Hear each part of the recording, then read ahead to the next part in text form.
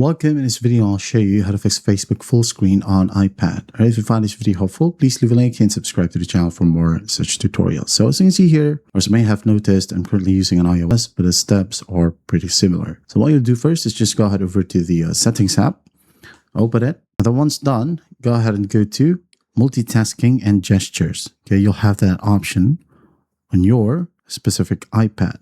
So again, open up your iPad settings, scroll down and find or select multitasking and gestures. And then under the window option, select full screen apps only and close and reopen Facebook to force it to occupy the whole display. All right. And after that, go ahead and check if it works. Now, if that still will work, you can go ahead and try to force the screen refresh via orientation rotation. So for example, you're currently using landscape. Now go ahead and open up your control center and disable this feature or lock feature for landscape and portrait. And then you'd go ahead and rotate your iPad physically into a portrait orientation, okay? Just like this one. Now, launch Facebook while holding your iPad vertically, of course. Open it.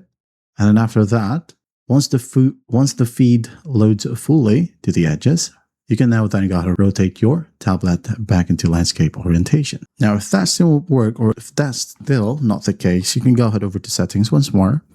Let's go ahead and find display. All right. Now in settings, go ahead and find display and brightness. And then you should be able to see text size. All right. So just adjust it, test it to make it smaller. Open up Facebook and check. If that won't work, make it bigger and check again. And those are the ways to fix Facebook full screen on iPad. I hope this video helps and I'll see you in the next one.